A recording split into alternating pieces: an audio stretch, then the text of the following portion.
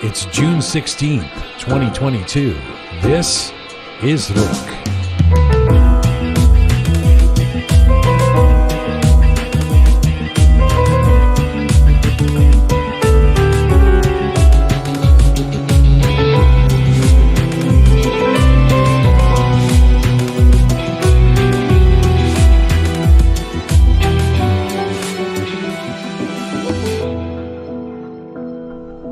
Welcome to episode 186 of Rook. I'm ژیان Qamshi. Hope you are keeping well wherever you are tuning in from around the world. Hello to you from Toronto, Canada. Salam. Salam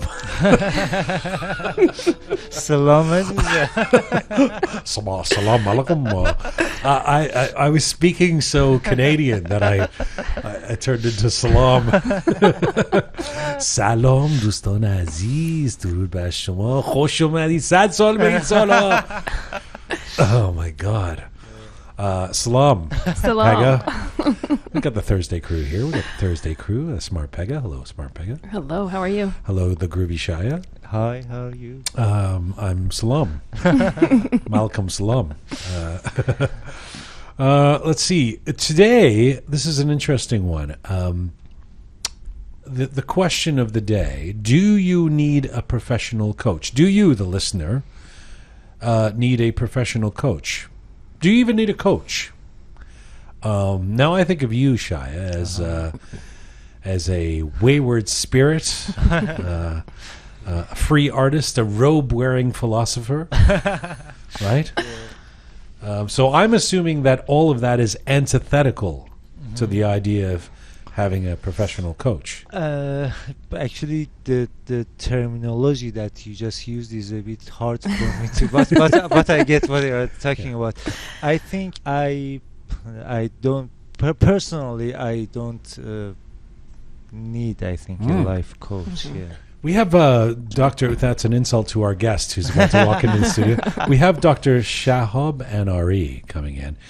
He practices something called positive psychology. He's a medical doctor in Iran. He got his he became a doctor, but then he has now came to Canada and he is a professional coach. He does personal advising. He does branding. He's a branding expert. Very popular on social media, public speaker.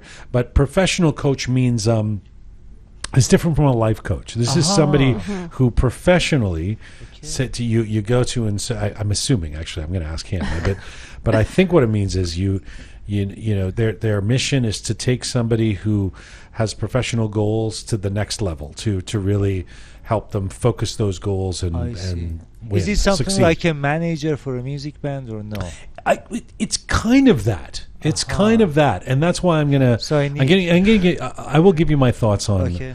Well, I'll give you what I think my thoughts are. I wanted to speak to Dr. Shahab Anari first, but I'll give you my thoughts in just a second. First, let me ask you, Smart Pega. I mean, you have smart in the title. Who needs a coach when that's in the title? But what are your feelings? Do you need a professional coach? I don't think so. Okay. And I might have a slight bias towards things like this. I'm not a big believer in coaching per se. I mean, for talent, let's say a musician. You have a bias against things like this. Yes, okay. I do. And I don't know, maybe I don't know enough about it. Maybe after the interview I'll change my mind, but I have a slight bias in the sense that for day-to-day life, if you're not a musician who needs a manager or an athlete who needs a coach, I would say no. It's an interesting distinction. I think everybody needs a manager. Everyone. I think it's like everyone needs a therapist. That I agree with. Well, they're different, obviously, but I think everyone could use this kind of help. Not everybody can afford it. Not everybody might need this specific type of training. But why would you think an athlete or a musician could use that type of help, but not a professional?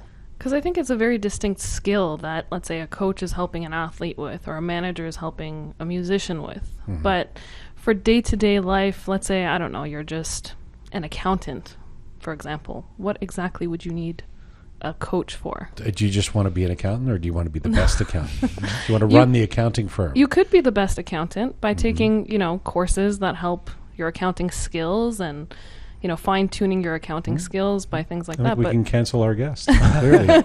I mean, Smart I Pega say has- this with all due respect Right. to the profession. but- First of all, Shahab Anari has an amazing story himself. Of one of the things that's I've got to talk to him about is the idea that you become a medical doctor in Iran and leave Exactly. the profession. I wonder what his parents said. Right. Yeah. Well, that's an inevitable question. But then also, how do we define professional coach? How do you become that? How do you know that's what you're good at? What does it mean? And what is the transition from Iran to he lives in Canada now? Right. How does that affect your ability to guide people's lives? Is it the same thing in whatever country you're in? I'm curious who his clients are, if they're all Iranian or not. He's very popular on social media. Oh. He does these lives, and yes, that's right, Shaya. If you were on social media. You would. So anyway, Dr. Shahab Anari coming up, and I will be curious to have our little Thursday Roundtable recap after this interview to hear if he changes your mind, Yes. Pega, and reaffirms some of what you think, Shaya. We're coming to you on rookmedia.com. It's there that you can link to all of our platforms. We are on our ongoing mission to build a new audiovisual encyclopedia of Iranian diaspora identity. We are on Spotify, SoundCloud, Apple Podcasts, Instagram, CastBox. If you'd like to see some visuals with Rook, switch over to YouTube right now. And if you like your Rook descriptions and bulletins in English and in Persians, you can find them. You can find us on Telegram. Remember, you can become a patron or supporter of this show by going to that website, rookmedia.com, and pressing the Support Us button. We really appreciate it. Monday on Rook, episode 187 coming up. Shali Zomrodi makes her return to Rook. In advance of her appearance at the Seattle Iranian Festival, which we will talk about. Looking forward to having Shali back. And Peyman Salimi, the musician, the producer, the writer, he will be in the Rook studio to perform as well. Amazing. So we're looking forward to that on Monday. Okay, let's get to our featured guest. Our featured guest today is an Iranian-Canadian public speaker and popular social media presence as a professional coach and personal branding expert who preaches and practices what he calls positive psychology. Dr. Shahab Anari is walking in now. He's the co-founder of a personal branding agency called North Star Success, where he helps clients across the globe to write, publish, and market their books. He's also grown a large following for coaching and advice videos and interviews, and was ranked among the top 25 Canadian immigrants in 2020. In 2019, Shahab published his first book entitled The How of Personal Branding, 3 C's to Become the Highly Paid Authority in Your Field. And right now, Dr. Shahab Anari joins me live in the Rook studio. Hello, sir. Hi, ژیان. It's an absolute pleasure, honor, and joy to be here today. Oh, what a pleasure it is for me. Thank you for doing this. How does one become the top 25 Canadian immigrant for an entire year? Yeah, that's a very good question. This is a kind of endeavor that is sponsored by RBC. Okay. And it's open to public voting. So people just nominate themselves or other people nominate them. And then it's open to public voting. So the more votes you get, the better your status is. Of course, they have a panel of judges who, go through everything, the credentials and the history of the candidates. But somehow I turned out to be among the top 25 in 2020. And that was probably before a lot of your social media success, right? I've been on social media actively for the past, I would say, 7-8 years, 7 years at least. And I've been pretty consistent. I cannot call myself successful. I mean, if you compare my following with Dwayne Johnson or those guys, of course it's minuscule. But I'm creating meaningful impact, and that I'm very proud of. As a professional coach, would you ever encourage someone to compare their following to Dwayne "The Rock" Johnson? Of course not. Right. That was why I was saying, what does success mean? It's a personal measure, and for me, creating positive, meaningful impact, that's called success. I want to ask you about what positive psychology means. Let's get to that. But first of all, you are Dr. Shahab Anari because you are, or you were, a medical doctor in Iran. Correct. You left the medical practice. How hard was that for you? Very hard. So just to clarify, I graduated from med school, so I am a medical doctor by definition. Of course, from Iran, I don't have a license in Canada. But right after graduation, I completely ditched medicine and diverted into training / speaking / consulting, which eventually evolved into what I'm doing right now, which is professional coaching and professional training. But you said it was very hard. Why was it very hard? Absolutely. Yeah. In the Eastern culture, especially in the Iranian culture, you are supposed to become a doctor or an engineer or a lawyer, Dr. or Mohandes, right? Yes. And it runs in the families. And I can understand that because traditionally those careers have the safety, the security. Yes. And when you become a lawyer or a dentist or a doctor, you're pretty much good for life. At least it was that way for a long period of time. So, given the fact that those are the secure jobs and careers to have, my decision to ditch medicine and dedicate myself to something like training and coaching. Somewhat extraordinary. It is, absolutely. Yeah. And because of the status conferred upon becoming a doctor in the Eastern cultures, and certainly in Iranian culture that we often talk about, that decision becomes something of a courageous decision in a sense, because even if you're not passionate about it, right? I've heard you do a speaking gig where you said, I just wasn't passionate about being a doctor, about following that path. And you did all the med school. I can hear parents or society or whatever saying, well, who cares if you're not passionate about it? You're probably pretty good at it. You can make a lucrative living. You're going to have a safe life, etc. You're going to be set for life, as you just said. So that's what you do. You do it. And for you to step outside of that, I mean, I don't want to make it sound extraordinary, like you're saving a family in a burning house, but it is a courageous decision. It absolutely is. And now that I look back at my decision many, many years ago, I believe that was my calling, and that was kind of my, purpose, I would say, in life. To not go to med school. No, to you found your purpose, not med school, right? Kind of, that's correct. Not follow the what is pressured from outside, yes. whether it be your parents or society or whatever, but instead go follow your passion, however difficult it might be. And when I say it was my purpose, now that I look back at it, I see that I've inspired a lot of people along the way. Exactly. Right? I was going to say it falls particularly within your practice because you are your greatest example in the sense that if you're saying to people, follow your passion, follow what you call your true genius, which we'll get to, they can look at you and go, well, this guy left medicine to follow his passion, and so there must be something to that, given that you have been successful, notwithstanding the numbers that are not the same as Dwayne Johnson's. You've done really well for yourself. The first thing you do in Iran before you come to Canada is, or one of the things you do is you become a language instructor. What does that mean? Yeah. That was my first segue into the training world. So I don't know if you're aware of that. I came first in the nationwide university entrance exam concours in Iran. You came first? Yes, I was. In the country? In the country. And okay, this is like one of those things where every Persian real estate agent says they're number one.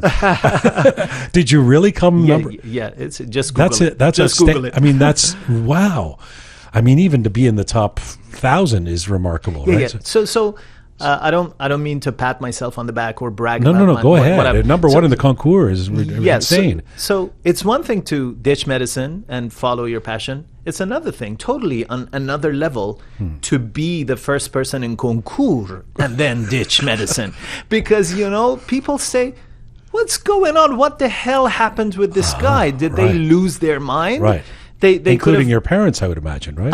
Honestly, I have to be honest here. My parents never pressured me to do medicine or training or whatever. They just said, you're a wise young man. Just go decide for yourself. Right. But young people, even today, even in North America, a lot of young people are imprisoned, but what's socially acceptable, quote unquote, right? What is the right thing to do? And when we are imprisoned by that thought, by that, predetermined prescriptions as to what is right or wrong, then you can't decide freely for yourself. You're kind of grooved into certain pathways that have been decided for you. So going back to my point about being number one in concours, you hadn't mentioned that. Were you number? What I'm trying to get across to folks listening to this is that sometimes you have to make very courageous decisions that comes from, exploring your beliefs, sitting down with yourself, spending time to get to know yourself, delving deep into who you are, and that kind of, self-reflection in order to define who you want to become. Can I just sidebar on the number one in the concours thing? Let me understand this correctly and explain this to anybody, especially non-Iranians listening who don't know the way this concours thing works. To get into university in Iran, there are national tests. There's a national test called the concours, which everyone who wants to get into university participates in. So this is hundreds of thousands, maybe millions of people? Yeah, in total, across different disciplines, it's at that time it was like 1.5 million people. Okay. And so it's a kind of a standardized test, right? Yes. And so you did this test, and you became number one out of this 1.5 million people.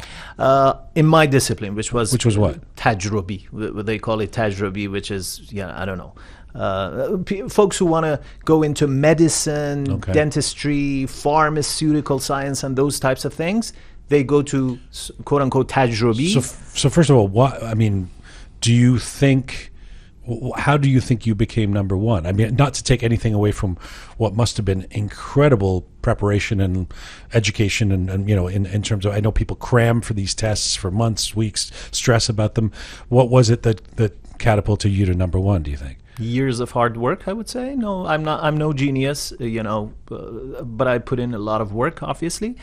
And it's a very competitive exam, as you can imagine. Hundreds of thousands of people, everybody wants to become a doctor in Iran, right? Not everybody, it's a generalization, but a lot of people want to become doctors or dentists. So there's a lot of competition. And I put in a lot of work. So here's the thing. I don't know that I would want to become number one in the concours. Do you know the Grammy Awards? There's an award for Best New Artist, Best New Band. You never want to be the Best New Artist, because if you win that award, then the expectations are so high, right? What are you going to follow that up with? If you're not the best group by 2 years later, then you failed somehow. So becoming number one on the concours, I would imagine, forget parents and society and whatever and your friends and people high-fiving you. I mean, in yourself, that's a difficult thing to live up to. Yes. You remind me of Neil Armstrong. I'm pretty sure you've heard about his story. After those guys, stepped on the moon, right. Almost all of them fell into depression because what do you do next? What do you do next, right? What do you do for an encore? Of course. Yeah. I'm not comparing number one in concours with stepping on the moon. Well, it's not comparable. But just going. I mean this honestly. I mean, you would know a lot about this more than me. But I would think it's a good way to mess up a kid's head to become number one. First of all, that test is. I've got a lot of problems with. I mean, that's the stress that puts on young people. But the pressure after you win, how did you react to that? Let me be a little bit vulnerable here. The kind of upbringing that I had, which is quite prevalent in a lot of educated Iranian families. they put a lot of pressure on kids to get high grades, to, you know, go to the best schools, get admitted in the best universities, and so on and so forth. So I had that kind of pressure growing up, honestly. A few minutes ago I said my parents didn't pressure me necessarily to go to university, but they did pressure me to study hard for my exams, to be really, to do well in my academics. So I grew up with that kind of pressure to always trying to be the best. And I carried that with myself in adulthood and over the years. And that led to a chronic disease that I have right now, which is IBD, inflammatory bowel disease, whose main cause is a stress. So, for somebody looking from outside, they may say, oh, Shahab was #1 in concours, top 25 Canadian immigrant, or blah, blah, blah, whatever. It's not a big deal, of course, but at the same time, I've undergone those stresses and pressures, and I'm dealing with this chronic disease. So it's kind of a double-edged sword, right? I know that the anxiety and the stress that also is intertwined with that disease you've talked about became amped up when you came to Canada as well. Why did you come to Canada? Seemingly you were doing well in Iran. Tell me about the decision to move. I would say part of it was everybody is moving to Canada. What should we do, right? Me and my wife was thinking. Part of it was following the crowd. Honestly, I have to be honest here. But another part of it was... although I should say it was 2005, right? So it all started in 2009, honestly. Okay. But I was going to say it was slightly before the big wave of immigrants over the last 10 years. But yes. We had been, my wife and I had been thinking about immigration for quite a few years, but then in 2009 we started the process. Anyway, part of it was following the crowd. The other part was the fact that I had hit a glass ceiling in my career in Iran. So back then I was a language instructor. I was doing very well, going out to sold out seminars, and my books were selling well, and so on and so forth. But then I realized there's something missing in my life. I like training people. I like my job, but there's something missing. And Joseph Campbell talks about the hero's journey, and a hero is anybody like you and me. I'm not talking about a superhero. Anybody can be a hero. Any individual can be a hero. And part of that journey of us as individuals is that sometimes we go to a new geography. We change our geography. We change our geographical location in order to start a new phase in our life. So... when I look back at my trajectory in life, I see that a lot of big changes in my career over the past 10, 15 years has happened because of my decision to immigrate to Canada. So this change of geography provided me with the opportunity to start afresh, to have a rebirth. Maybe I'm now thinking, if I had stayed back home in Iran, I couldn't have broken myself out of the mold and dared to become a new person. Right. That even works on a micro level, I think. Like, I'm an advocate of every 10 years or less or whatever, of moving home, moving your house, because in the process of moving, it's ultimately a reboot to a certain extent, right? You have to, you go through the old boxes of your stuff, you don't move some of the furniture, you carry over some things, you take some things off the wall, and so it's an opportunity to begin again.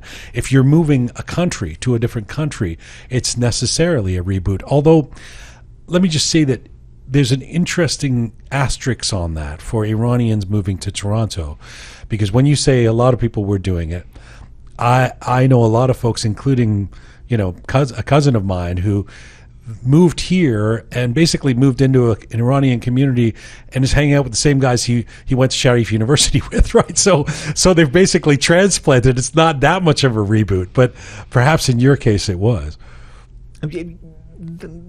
That's right.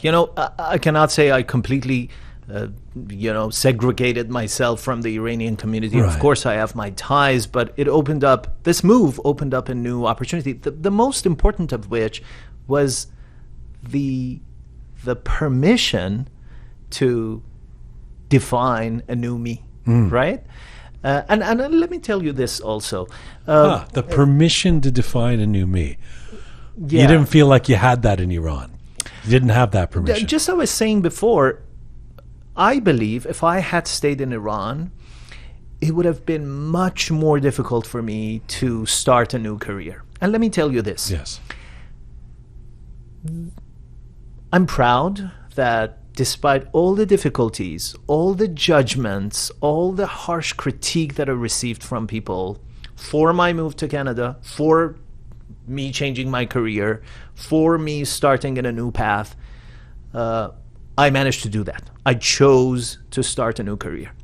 But it's not all, bells and whistles. It's not roses everywhere. People see me still now, after all the hard work that I've put in, after I've established myself in my business in a new country, and I've been able to impact so many people.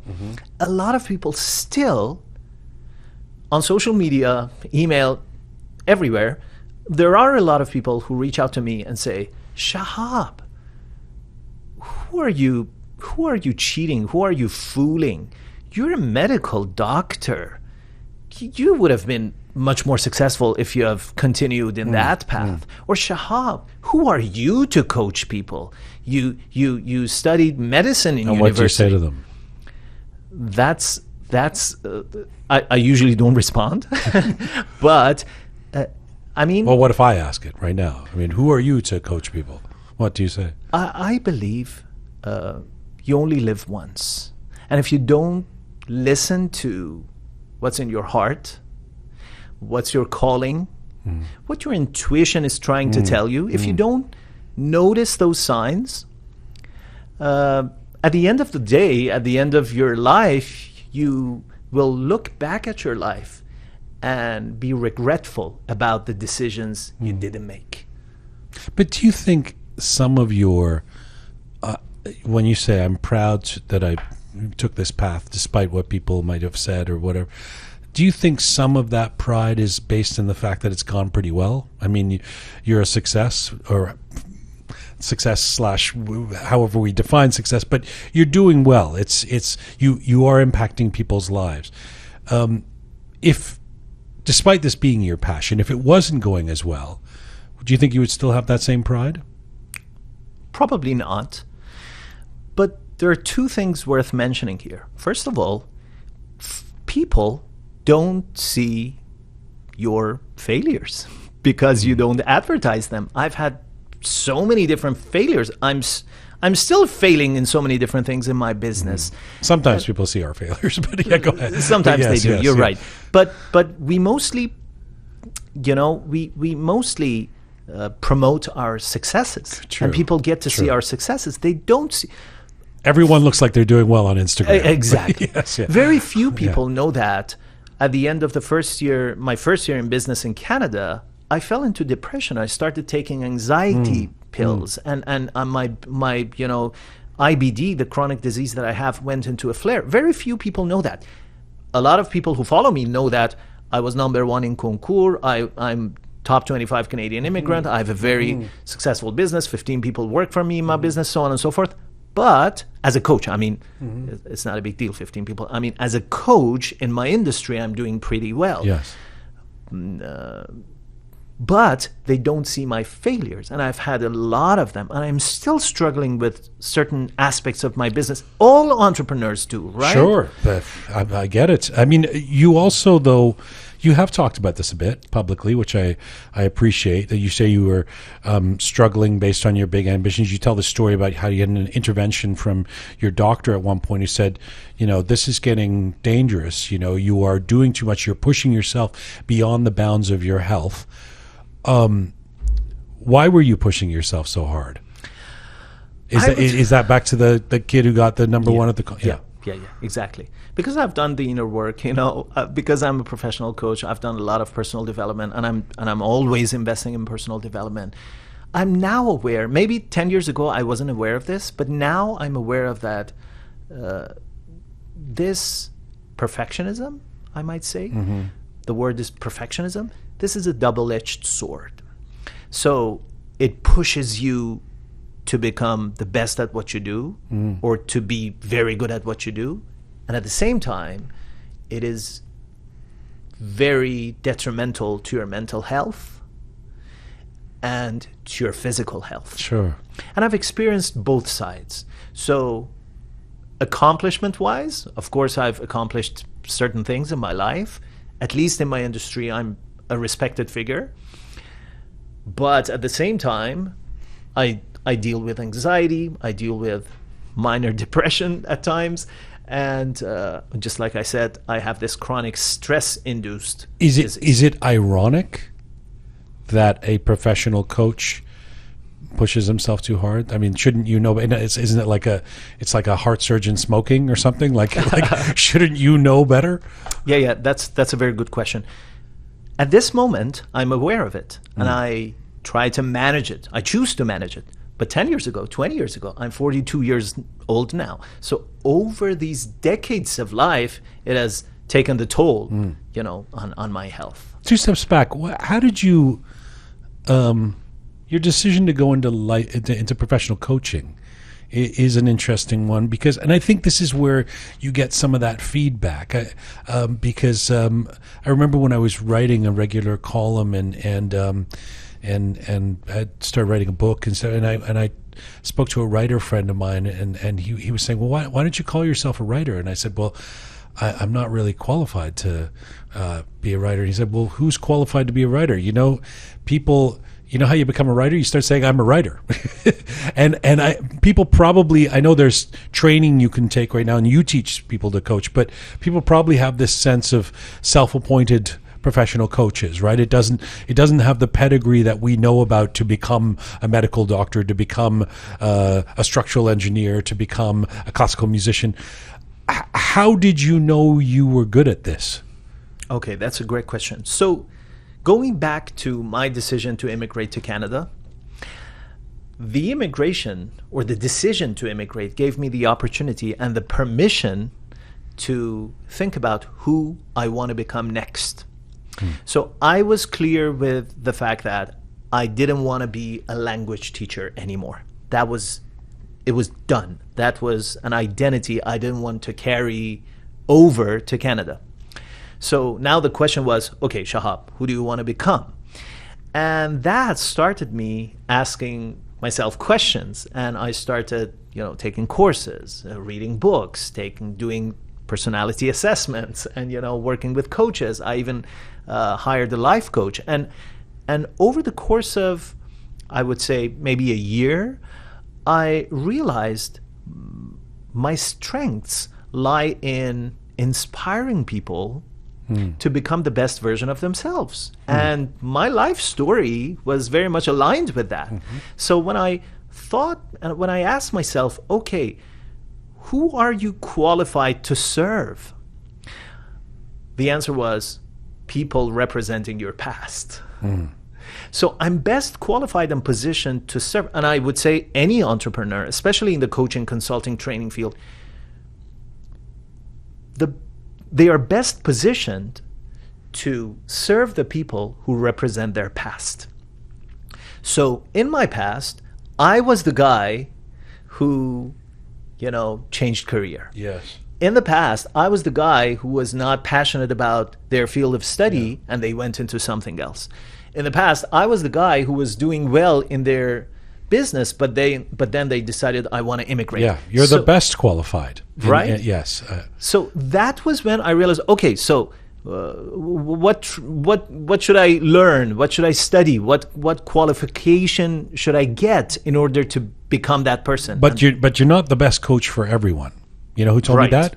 You told me that. Yeah. And in one of your sessions, I've seen you say that you struggled in the beginning with being a life coach in terms of making it all make sense. And you said things really started to gel for you when you stopped trying to help everyone and you started trying to help the right people that you could serve.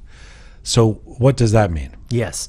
So you cannot be a jack of all trades. In the world of business, you know this better than me, you cannot serve everybody.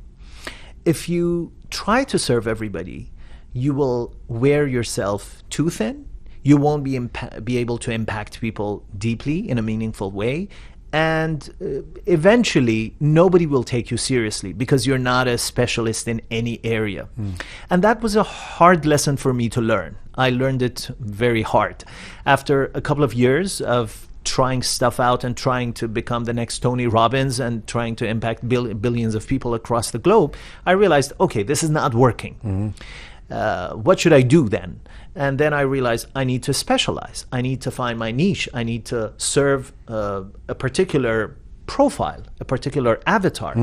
And around those times, I realized, okay, the perfect avatar for me to serve, the perfect people who I can serve and create value for are people representing my past. Right. And that was when it became crystal clear for me, okay, these are the two segments of people who I can serve. Number one, people in transitions, either immigrating or changing careers. Number two, people who want to build their coaching business. Yeah. And those are the two segments that I'm serving. It actually right makes a lot of sense. I mean, if you want to build a champion goaltender, you find a former champion goaltender to teach them the tricks, right? I mean, so you mentioned Tony Robbins. Does he please everyone? Or does he try and help everyone? I would say yes. Of course, he says that most of his audience are entrepreneurs. But you know what? There is a difference between people who are the very first people who enter a field, the very first pioneers who start a field, and those who follow. The first people who kind of open a field or make a field popular in the world, they could be generalists. They can be generalists. And he was one of those people? And he was one of those people. He's been in the business for more than 40 years. It's true, actually. Right? I think he's sort of ageless, isn't he? Yeah. Tony, I don't remember a time before Tony Robbins. Exactly. Yeah. But it's different for somebody like Shahab and Enari. I cannot operate like Tony Robbins because back then, he was the only one. Maybe, the leaders were 10 people in the world, and he was one of them. How specific do you need to be? I mean, how niche is your ideal client? Do they have to be a former doctor? Do they have to be Iranian? Do they have to be a man? I mean, tell me. Of course, it takes hours and hours of discussion because part of what I teach and I coach people on is to exactly get crystal clear on this niche and specialty, and I help folks to exactly define who their ideal clients are. But back to your question, I would say again, I'm repeating myself because this is very important. You are best positioned to serve the people who represent your past. Your life story is your most powerful marketing asset, I would say. You didn't totally answer my question, though. I appreciate the answer, but I was saying how niche. If somebody comes to you and says, I was formerly a fireman, do you go, well, that doesn't exactly fit into what my trajectory was, so I can't help you? Or do you say, I can sort of imagine, your situation? That's a very good question. Because the folks that I serve are either people in transition or coaches/trainers who want to build their business, when I'm talking about picking a niche or specialty, I'm mostly helping coaches and trainers. I see. So I won't help like firemen or other types of entrepreneurs or other types of professionals. But back to your question, how specific should the niche be? There are two ways to go about it. Number one, do a market research, either by yourself or hire a marketing company to do that for you. Number two, which is the most usual way, is to look at the leaders in the market, look who they are targeting, what has been successful in the market, and try to copy them, try to model them. So, for example, if you see that there are certain folks in the market who are targeting, let's say, parents, and this is a big market, it's working for them, they're making good money, they're creating value, they're creating impact, okay, you can be the next one in that market. But if there's nobody who is coaching, I don't know, I'm just trying to make stuff up, owners of rabbits in Toronto, then probably it's not a great idea to be the next coach for rabbits owners. who will speak for the owners of rabbits. One of the things you've said that I really appreciate, one of your key points, is to stop, quote unquote, racing against time. I wish I knew how to do that. I mean, I'm guessing what you mean by that is to not overwhelm oneself with the stress that time is going to run out, I'm going to get old, I'm going to die, I'm going to have to figure it all out, etc. But how do ambitious people negotiate that with themselves, especially when we're living in a society where we're told, I mean, depending on what your occupation is, if you're an athlete, if you're a dancer, if you're a rock star, you may have a best before date. You may need to be the best ballerina before you're 35, or if you're writing some great opus, you need to get it out there before your energy flags or something. I mean, how do we reconcile that? Yeah, that's a very good question, and that's a very hard thing to do. So I would say patience is a much needed virtue in today's world for anybody who wants to become successful, including entrepreneurs. And in our world, which is a world of instant gratification, you just click on a link and it opens up within milliseconds, and you just order groceries on Uber and order on Amazon, and next day your package is on your doorstep. Right. It has become very hard for folks to play the long game. And I'm not preaching this because I'm better than others. I'm struggling with this all the time myself, but I'm aware of it at least. And I try to, modify my behavior and play the long game and have this long view of life. So when we look at what's, the research in positive psychology, I'm sure you've heard about the 10,000-hour rule and the book by Malcolm Gladwell, course, yeah. which comes from researches and studies of Dr. Erickson, exactly, in positive psychology. So it takes a few thousand hours of dedicated, deliberate practice, equaling to a few years of dedicated, deliberate practice for somebody to master any area of expertise, to become a world-class player. And by the way, the 10,000 hour is not set in stone. It could be lower or higher. For Nobel Prize winners, it could be 40,000 hours, right. And they sometimes have spent 40 years to reach that level of mastery.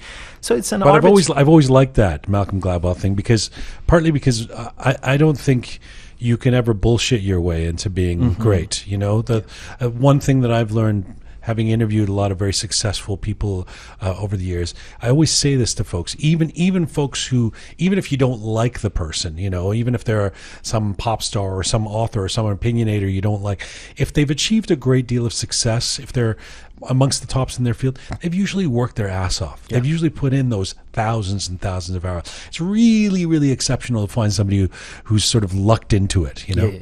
And folks tend to gravitate into, stories like Instagram got picked up by Facebook within 1.5 years and for billions of dollars. Exactly. Those are outliers. Those do exist, of course.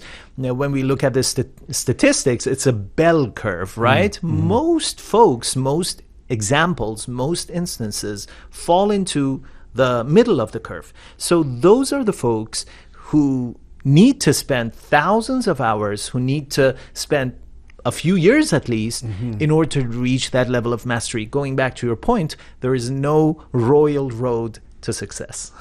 All right.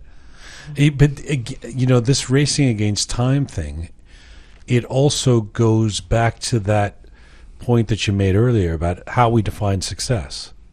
Because, for the octogenarian billionaire who is still killing themselves for 16 hours a day to make more money, you sort of think, well, what's that person doing? But they've got some idea of success that is seems warped, but what that is driving them still, probably against the recommendations of their doctor, to make more money, more acquisition, right? So it's a tough one to that race against time. I mean, at the same time, maybe it's my own ambitions or my own Persian upbringing or whatever it is. Sometimes when I see somebody who isn't applying themselves, and I think, man, come on, you've got so much potential. You're wasting your time, right? Which I don't know if it's my place to say that about somebody, but so there's that sweet spot somewhere between, not trying to race against time, but at the same time apply oneself. I don't know how to find that. Yeah, and that's exactly the point. It's not the same for everybody. When you say you're wasting your time, says who? Right? Because you're making assumptions, or let me be a little bit more harsh, you're judging people based on your value system. And that smoking pot and watching The Simpsons for 10 hours a day is there's so much more to enjoy or do, but you're right, that's a judgment. Yeah, because values are things that are important to us. For example, for that billionaire that you mentioned, their top value may be like working 18 hours a day. Their top value may be creating jobs for more people. Really, though? I mean, if you were the professional coach for an 80-year-old billionaire who's working 16 hours a day, wouldn't you say, dude, enough already? Never. You wouldn't? No, I wouldn't. Because I never judge them. At least I'm trained not to judge them. And I'm trained to help them define what success means to them, right? But what if they haven't spoken to their kids in years, and you go, isn't this an opportunity for Of course, we are talking about extremes, but that might not be their value. Of course, we are talking about extremes, but in a normal human being, of course, probably family would be high on their priority list. But again, every single individual is different. People have different values, and going back to the point about racing against time, the individual needs to decide what success means to them. Interesting. So you're not a counselor. No. You're a coach. You're taking what somebody says, I want to get from here to there. Mm-hmm. You don't judge it. You don't say, you think that's a good idea? You say, okay, I can enable that for you. Yes, exactly. Oh. So professional coaching, by definition, if I may share that definition with you and your audience, professional coaching is a partnership between the coach and the client in a creative and thought-provoking process that enables the client to maximize their personal and professional potential. Got it. So it's different from counseling or therapy or consulting in the way that it's a partnering. We are equal to the client. We never judge them. The only thing we do is use our competencies and skills to empower them to go from point A to point B. And that includes a lot of things, including helping them overcome their mental blocks and change their value systems and change their beliefs and equipping themselves with, the much needed skills and tools that are necessary to their success. Does the need for a professional coach ever end? It seems like it would be something that once somebody gets into it, have you ever had a client where you go, you know what, I think we're done. I think you don't need me anymore. Yeah. There is an end to any coaching relationship. So coaching relationships rarely go on forever, right? But the need for growth and personal development and higher awareness, that never ends, right? So you've got this book on personal branding, The How of Personal Branding, and I just want to, it's got the 3 C's, and I want to lead you through the 3 C's, and maybe very briefly you can give us and interestingly, you are on brand because you've already mentioned all 3 of these things throughout our conversation, but the first is clarify. So this is, as I understand it, know who your audience, who your target audience is for whatever you're trying to do, right? Yeah. So clarify is all about getting very clear on 3 things. What do you do? Who you do it for? and how you're different, right?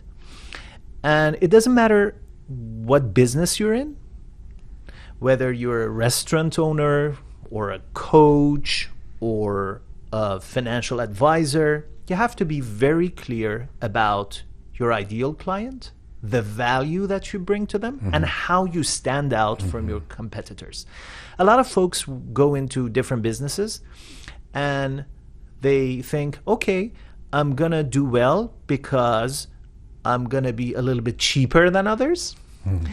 And I'm going to say I provide the quality that is a little bit better than others. A little bit cheaper and a little bit better won't work in today's market. Nobody's looking for a little bit cheaper or a little bit better. And that's, the thought process of so many people, so many entrepreneurs. You have to stand out. You have to be different. You have to have a unique promise of value, right? You have to promise something of value that is relevant to your audience, which is defined by you, which is unique promise of value. The other part of it, which you mentioned, is in terms of the target audience, and we talked about this a little earlier with Tony Robbins, etc. But you also say don't try and please everyone. So if that restaurant, the person who's opening the restaurant, I'm opening a steakhouse, and you say, well, who's your target audience? And I say, everyone. I want everyone to come to my steakhouse. You think that's a mistake? Of course that's a mistake, because steak is not everyone's favorite. Everyone has a different taste. And even a restaurant who offers a steak on their menu, there are different shades of even that specialty. There are different kinds of that specialty. We have a steakhouse. But isn't it noble or a smart business to try and get everybody I can into the door? No, that's the wrong way to think about it. Because just like I said, if you want to please everybody, if you want to go after everybody, you will wear yourself too thin. You don't have the budget to go and advertise to everybody. You don't have the time. You have to add tofu to the menu. Right. Yeah. And that's why, McDonald's never allows the franchisees to add whatever they want to the menu. It's a brand. It's something defined. It's a unique promise of value.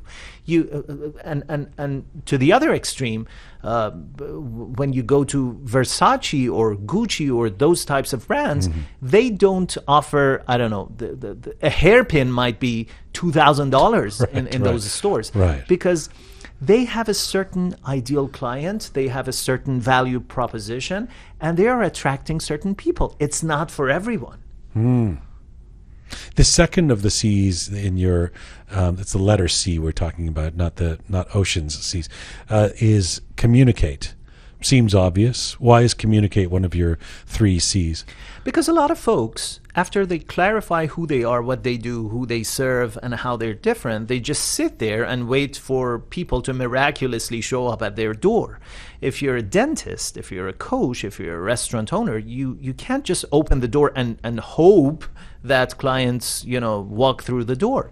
You have to communicate your value to your audience. You have to communicate your message. You have to create awareness in the market. And that's what's called marketing in the business world, right? So look at all these, I'm doing my best to be polite, but all these psychologists and coaches and entrepreneurs who are broke, a lot of them have the skills. They are very good at what they do. They have gone through the training. They can offer a lot of value, but they don't have customers. They don't have clients. Nobody knows them. Why? Because they're not communicating their value to the audience. They're not marketing. And some of that happens because folks are not trained in marketing and sales.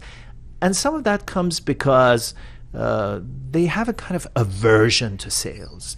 They think marketing is bad. It feels cheap. It feels cheap. I'm not a salesperson. I'm a dentist. I've been through college, or I have this degree. But you don't want to manipulate people. Sales is not about manipulation. Promoting yourself is not about projecting a fake image. You are communicating the true value that you can bring to the table. Folks are dying out there trying to find a solution to their problem, and you can provide that solution. It's on you to communicate your value to those audience so that you two can meet and you can help them and solve their problem. So it's not cheap. It's actually your destiny. It's something you have to do. It's Did we always have to do it, or is that because of the kind of world we live in today? I mean, the amount of people I've spoken to, you know, a great author, for example, who has a book coming out and the publisher says, you got to start a Twitter account, you got to start Instagram, you got to start, you know, being active on social media. And they go, my plan was to write a great book. Now I have to be a social media person. That's kind of the curse of the 21st century, right? I wouldn't consider it a curse.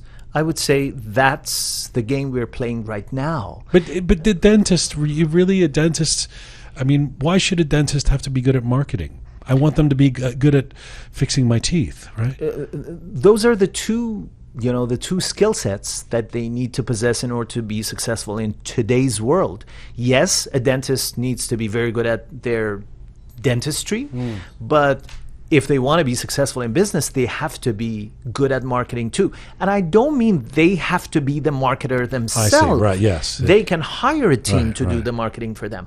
But if you sit in your office lonely, looking at the door, waiting for people to walk into your room, and you become bitter at your fellow dentists and competitors out there who are doing well, and you belittle them because they are good at marketing and they're attracting a lot of clients, bad on you. Yeah. You're right. It just makes me feel a bit sad that everybody has to. I mean, I get we live in this era of everything's a brand. Everybody's a brand, and if you sit in the dentist office alone, somebody else will, because it's a competitive world too. And so, but there's something about it that feels rat racy. You know, not necessarily. It all comes back to how you view the situation. Is it a challenge, or is it an opportunity? Is it sad, going back to your choice of word? Is it sad, or is it exciting? Just a feeling I had. Don't judge me, Coach. No, I'm not. I'm trying to challenge you. That's what we do. I'm saying you can reframe your perspective. You can look at the situation with a fresh pair of eyes. Is it truly sad, or is it exciting? The same thing happened when cell phones came into the market. Some folks were just, no, this is for kids. Who wants to learn how to play with these gadgets? Yeah. Or right now, let's talk about Web 3.0, NFTs, and metaverse. It's up to each one of us to respond to this situation. Is it a challenge? Is it an opportunity? Is it sad that we need to learn how to operate in Web 3.0? Or is it an opportunity? I don't have all the answers, but I can say with 100% certainty that it's up to us to choose how we want to respond to every situation. The third C is close. Like you mean close the deal, right? Exactly, close the deal. It's all about sales. Every single one of us is a salesperson. Whether we agree or not, whether we like it or not, we are negotiating with other folks all the time. And I don't mean we are, used car salespeople. I'm saying we're selling our ideas, we're selling our perspectives, we're selling our products, we're selling our services, we're selling ourselves as the experts in the market, as the go-to person in the market. So again, it's our choice how we want to respond to this notion that we are all salespeople. Do we want to say that sales is cheap? And let me tell you this. Some folks have this negative attitude towards sales and salespeople because they have had bad experiences with salespeople. Some people have ripped them off. They have had bad experiences with people who have tricked them, cheated on them, and so on and so forth. So I get that. I understand that, and I empathize with them. But that doesn't mean that sales has to be that way. Salespeople have to be manipulative. No, No, you get to choose how you want to But we operate in this also world. all have experiences with that person. Maybe it's an old friend of us or ours or something who's constantly on Instagram or on Facebook or something going, here's my new song, here's my new song, here's my new product or whatever. And you go, enough already. I mean, I didn't sign up to be receiving your barrage of ads, right? So there's a line that you don't want to cross, surely. Exactly. Well, I don't want to go into too many, specifics, but that's how I think about it. I would say 80-20 rule. So if you want to be on social media, or if you want to have this ongoing communication with your contacts, 80% of it should be all about creating value. And 20% of it could be about your business, promoting your products, promoting your offers, and so on and so forth. So just roughly, we could say out of the 5 posts that you post, 4 posts should be solely for the purpose of creating value for your audience. And I'm not talking just about social media or Instagram. In whatever communication you have with other folks, make most of it about creating value. And value means a different thing to different people. Value could be entertaining them. Value could be educating them. Value could be providing a good nugget of wisdom or inspirational quote to lighten up their days. Whatever value means to you, create value for people most of the time, but allow yourself to talk about your business and allow yourself to promote yourself and communicate the value that you bring to the table every now and then. Because if you don't, you will be the best kept secret in the world. When you say everyone needs to be a salesperson, I mean, how does a nurse who's working in a hospital need to be a salesperson? If they want to get promoted, they need to sell their expertise to their boss, right? If they want to get into that research team, that high-end research team, if they want to get into that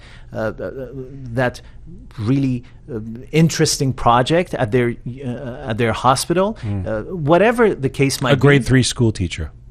Same thing. If they want to get promoted, it works across the board.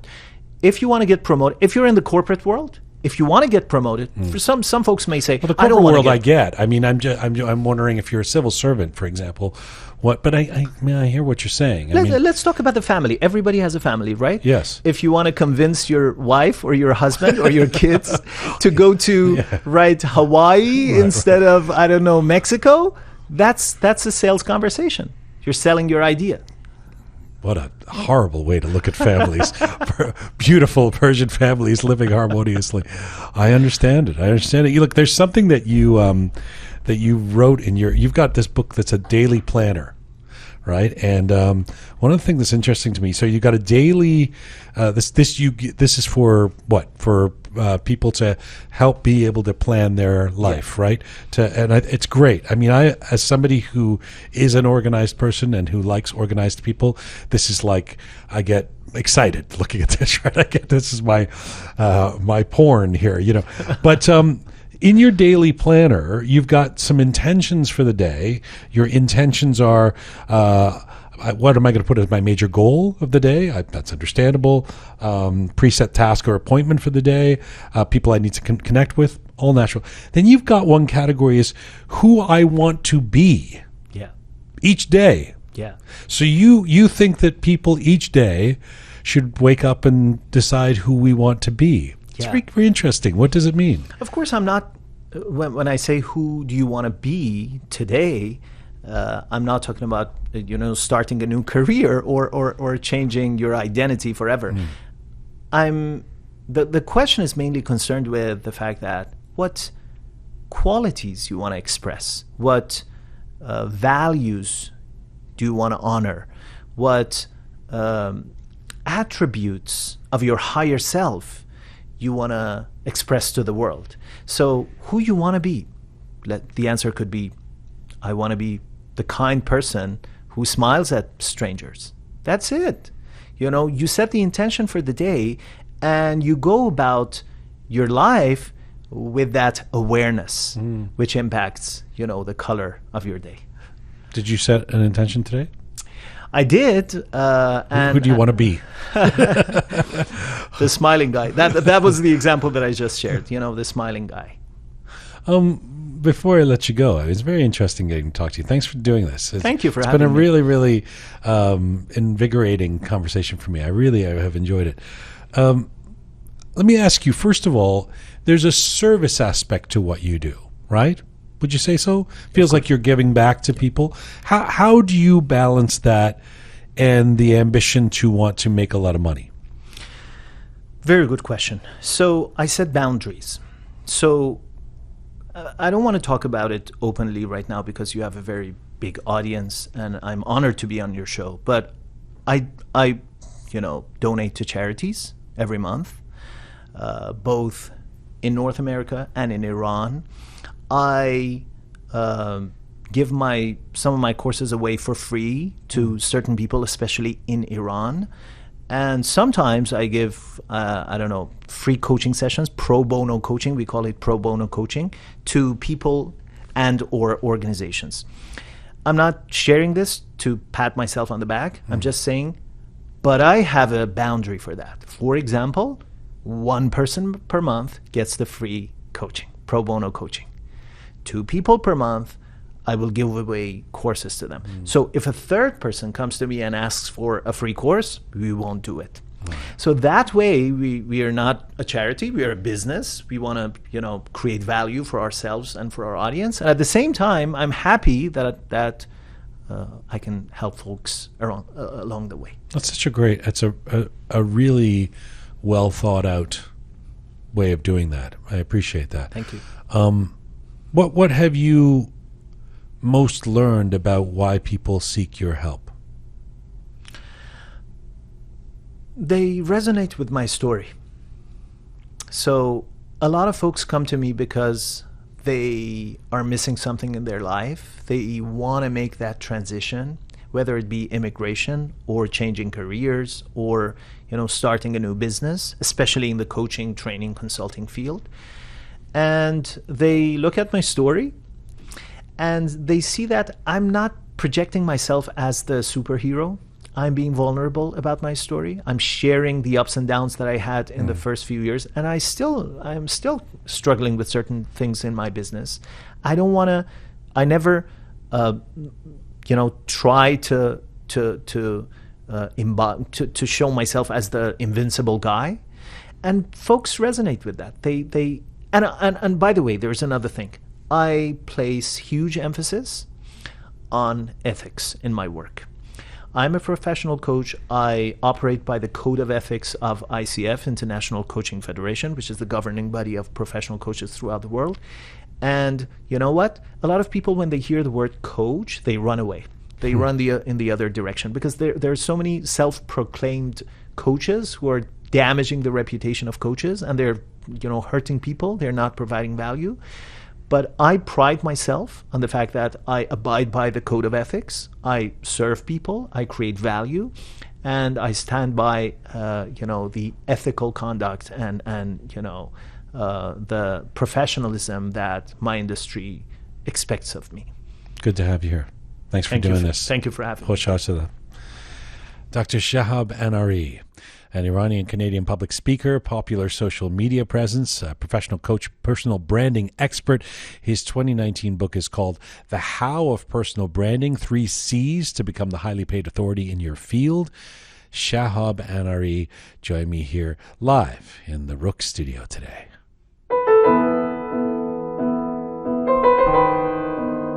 It's great to have you.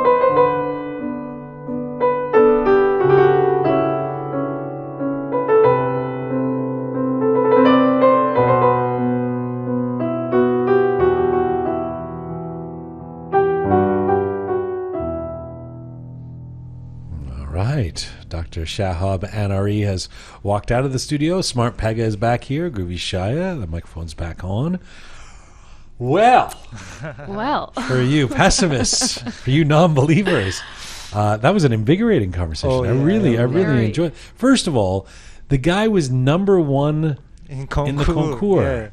That's amazing. That's amazing, actually. right? Yeah, I mean, the feel that like in a tajrobi becoming the number one is really difficult. I told you that I am a number one in a azad concours, in a like ensani, and so, but that is very different. Like in other words, there's one person a year, yes, who becomes number one, like top one, yes, number one. Yes. I felt bad. I was like, "Are you like a real estate agent that gets claims he's number one?" He's like, "It was in the newspaper." You can Google me. yeah. But wow. So I'm very curious because I thought, first of all, I'm very interested in his journey, and he clearly imparts a sense of confidence in his field in terms of what he's doing. Peggy, before the interview, you said that you're not sure about professional coaching and whether people need professional coaches, and so how are you feeling? Well, first of all, his story was fascinating. I learned quite a bit. Like what? Well, the part about personal branding, I thought that was fascinating. I had never looked at it that way. So, even a dentist needing personal branding like that was eye-opening for sure. I can see why there might be a certain market for it. So there might be certain professions or individuals who would need it. But I'm still not 100% sold. I think it's still a niche requirement. Shaya, how did you feel about it? Actually, he said something that I'm still thinking of, that if you don't do anything, you remain the biggest secret of the world. And yes, I mean, right now I don't have that was around the impetus to promote oneself on social media and things like that. If you don't promote yourself, you remain and the it's so true. Like, how many people do we know who are remarkably talented and they aren't known outside their kitchen because they don't and yet I'm sympathetic to people who don't want to play that game too. It's a tough one. Yeah, like I used to be on social media, but it's been a year that I quit all the social media, and I feel that I'm kind of less stressed actually. Yes. But in the other hand, I feel the stress that maybe I remain the biggest secret in the world, and so it's a tough dilemma. I quit social media for a while once, and a few years back, and it was incredibly liberating. And you don't miss that much. You realize that there's the need to. I mean, for example, Twitter. The need to check Twitter every 10 minutes to find out what's happening. You really, once you don't have it for a while, you realize that you're really not actually missing that much. You're missing the fact that a hippopotamus ended up on the California highway and there's video of it, or there's been another airstrike on something, but it's really not. But the part that you do miss, if you believe what Shahab Anari was saying, is the platform and the opportunity and the importance of personal branding, of building your brand. It's a really tough one. I'm still having trouble. As I said to me, I know authors that they're like, I got into this to write books, not to send witty zingers on Instagram, and so the idea of everyone having to sell themselves still feels a bit sad to me. A little bit, yeah. There was something else that he said that I found incredible, where he was talking about the change in geography and giving himself permission to become a new version of himself. I thought that was amazing. I had never even thought about the idea of that fresh start, moving from one place to another, and that giving him the permission to allow for that big of a change.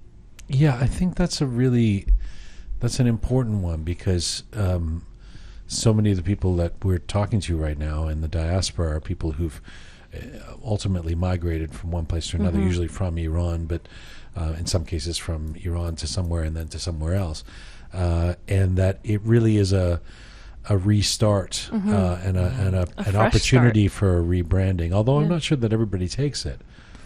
I mean, there's difficulties that come with it, but I think the fact that he used the word permission was what really kind of was eye-opening to me. It was almost like he was saying, in the environment that he was in before, he couldn't give himself that permission. But with the change in geography, that allowed him to give himself that permission.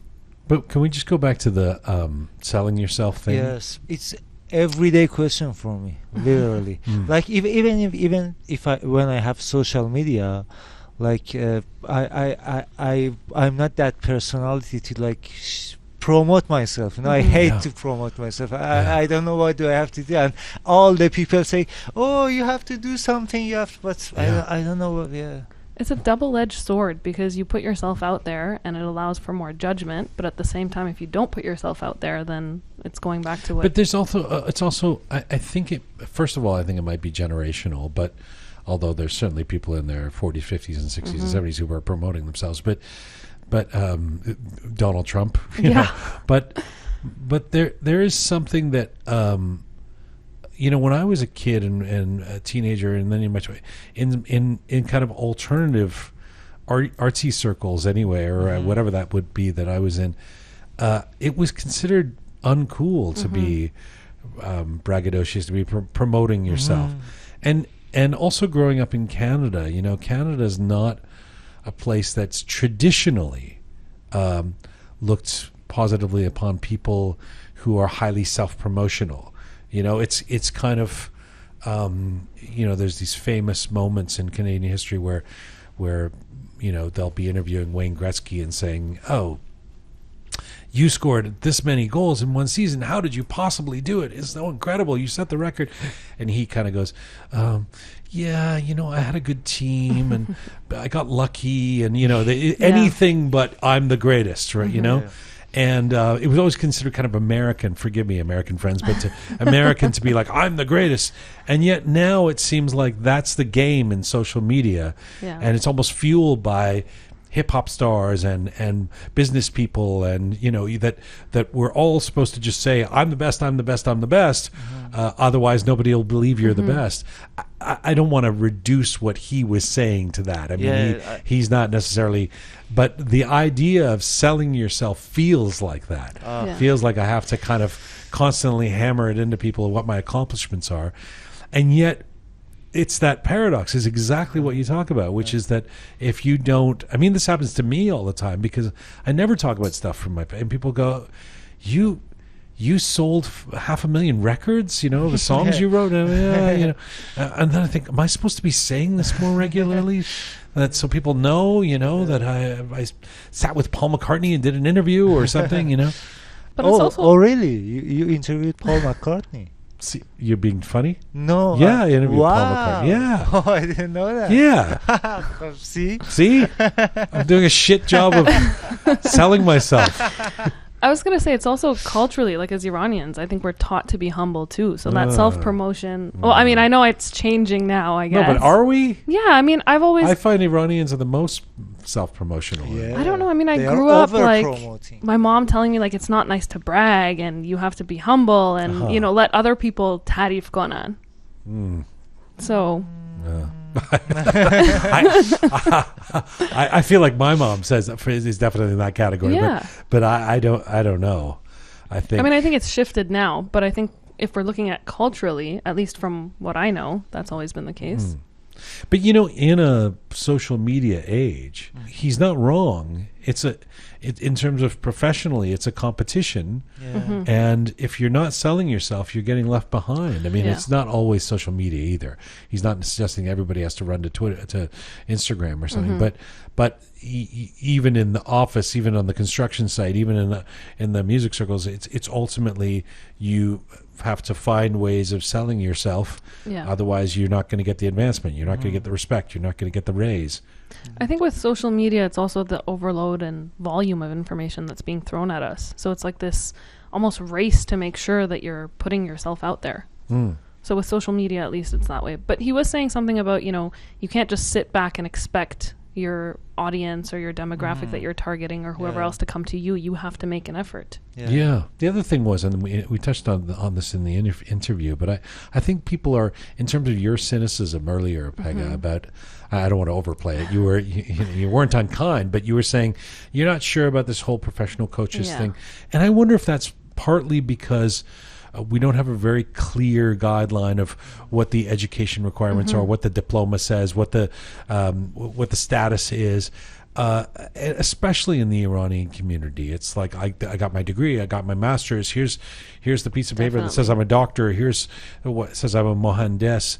And I was giving the example of the writer. I mean, it's true for a musician too. Yes, you can go to a music school, but ultimately you become a musician when you start calling yourself a musician. Right. And I think it's kind of like that with professional coach. I mean, when he was talking about the cynicism with him and people saying, oh my God, you were a doctor, what are you doing?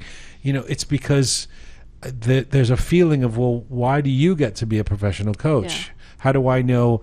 Which is the same thing people say to hockey coaches or music managers or whatever until they're successful, you know, and then it's like, oh, that's a great coach. Yeah. But maybe is that where some of your... Yeah, and I think, you know, I had never actually had anyone in this profession explain the way he did, you know, kind of where he started and what his journey was and, you know, how he helps individuals and really dig into what it is that they do as a profession. Yeah. So, you know, like I said, it was eye-opening for me. And at the beginning, I said, maybe I don't know enough about it. And I think that was part of it, is that I had never really heard what the intricacies of it was. I said earlier that I think everybody should have a manager. I really do think that anyone could... I can't think of someone who couldn't use somebody helping to captain their path, you know, helping to guide, because you, first of all, in your own life, you don't see all that's around you the same way somebody else would, you know. And second of all, to help just with organization of decision making. What am I going to do? What's the? I crave that. I think, oh my God, somebody to tell me that this is the best time to get dinner, and you know, here's what you should do tonight to be most productive, and here's the right path to having a good day tomorrow. I mean, why wouldn't you want that? I mean, not that I wouldn't want it, but I think there's something to be said for self-discovery, mindfulness, exploration of the self. Like, these are all things that, you know, now we have access to this kind of information and we can learn to do, right? And I think ultimately, even he was saying... But he can help you with that. Yeah. He can, I mean, they can help you say, okay, here's your... Now spend some time doing self-discovery. Fair enough. As your professional coach, I'm saying this, I haven't even taken a... I got to do a professional coaching with him. But although I've done life... been to a life coach. I know it's different. I go to therapists. Yep. I've had managers and agents. Okay. So, you know... And promoters. He changed my mind about the having I mean, I would love to be one of his charity clients. I was going to say, I don't think we can afford, but me too. I changed my mind too. Yeah. I thought, well, he didn't change my mind, but he reaffirmed for me that the idea that this is something that could be very helpful. All right. Thank you so much, Groovy Shaya, Smart Pega. Thank you again to Dr. Shahab Anari for coming into the Rook Studio, and check him out on social media. He has a big following, and there's a reason for that. He's got some very, very sagacious things to say.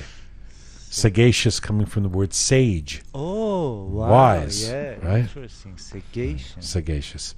This is full time for Rook for today. Our website, rookmedia.com. Rookmedia.com is where you can find all things to do with this program and our other programs on the Rook Media Network, where you can find out how to support us, see our guests, our previous episodes, our funnies, our videos, etc. Rookmedia.com. Thanks to the amazing team who put this show together. Savvy Roham, talented Anahita, Ponce the artist, the fabulous Keon, Super Parisa, Smart Pega, Arai Mertov, Captain Reza, and Groovy Shaya. Thank you to all of you out there for supporting us and sharing our content. Please subscribe if you've not done so already on any of our platforms. Monday, we're back with Shali Zomaradi and Payman Salimi as our guests. Don't miss it. Find me on Instagram at @ژیان. And as ever, Izu Mashi.